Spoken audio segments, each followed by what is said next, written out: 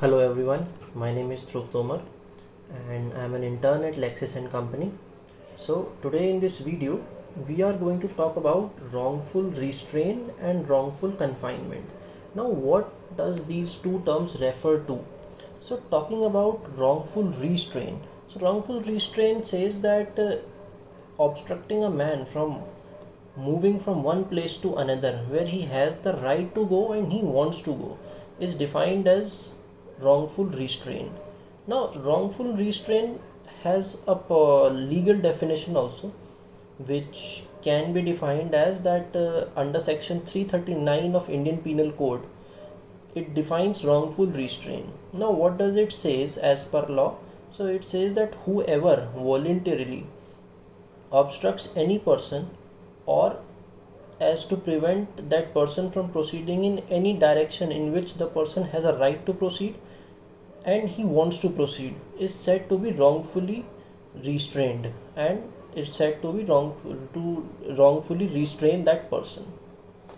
Now how we can explain this and how we can understand this in a better way in a live example. So talking about a live example, let's say that A is a guy who obstructs a path along which Z has a right to pass. Now Z is another guy, A is another guy, and A obstructs the path along which the Z has a right to go or a right to pass. Now A not believing in good faith and he has a right to stop the path. Z is thereby prevented from passing A. Now what the situation occurs here is that A is wrongfully restraining Z, and it becomes an offense of wrongful restraint. Now what is the seriousness of doing someone wrongful restraint or making someone wrongful restraint, even if a person gets victimized by this offense wrongful restrainment? So wrongful restraint is not as serious as wrongful confinement. Now we discussed earlier that there are two things, wrongful restraint and wrongful confinement. So it is not as serious as wrongful confinement, hence the punishment is lesser provided by the code. Now we'll discuss our another topic, which is wrongful confinement. So wrongful confinement for a layman, it means that in wrongful confinement we can say that a person is wrongfully restrained from proceeding beyond certain circumscribing limits. Now the word circumscribing limits plays a crucial role here, which we will see in the definition, in the legal definition of the wrongful confinement. Now wrongful confinement is also defined under IPC, and it is defined under section 340 of IPC, which says that whoever wrongfully restrains any person in such a manner that as to prevent that person from proceeding beyond a certain subscribing limits is said to be wrongfully confined, and that person wrongfully confined that person which is victimized, obviously. Now what it also has some live examples, or we can say them illustrations. So we will discuss it through a live example that there are again the two same people, one is A, one is Z, and A causes Z to go within a walled space and locks him inside that walled space. We can consider this walled space as a room. Now Z is thus prevented from proceeding in any direction beyond the circumscribing limit of those four walls, and in this case A is wrongfully confined Z. A has wrongfully confined Z, and as it is kind of a serious offense, so we'll take another example to get a better understanding. Now it says that a places men with firearms at outlets of a building and tells Z. So A places men with firearms at an outlet of a building and tells Z that they will fire at Z if Z attempts to leave the building.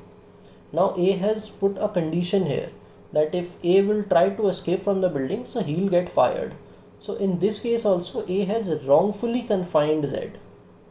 Now talking about the seriousness of this offense, so it says that wrongful confinement is a serious offense and it has more serious punishment or more grievous punishment as compared to wrongful restraint by the code.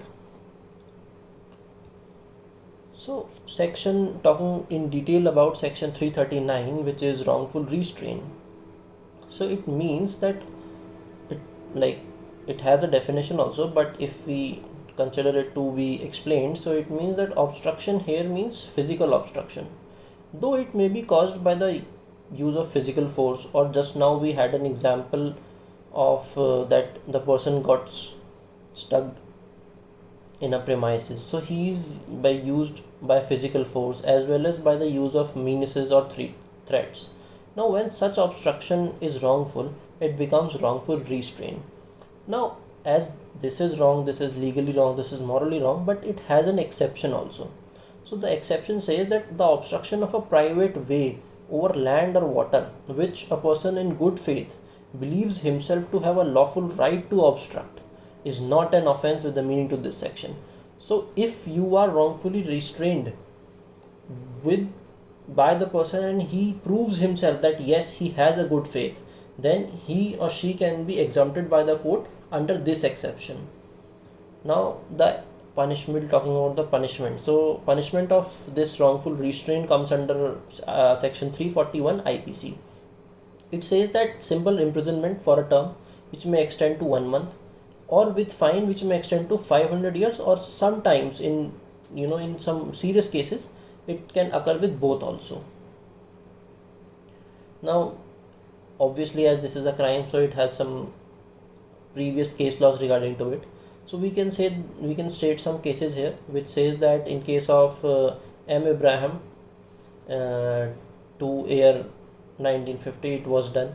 Then secondly, in Vijay Kumari Maggie versus Srimati S.R. Rao it was done. Now talking about wrongful confinement again in detail, so it says that whoever wrongfully restrains any person, and further it says that in such a manner as to prevent that person from proceeding beyond certain circumscribing limits is said to be wrongfully confined.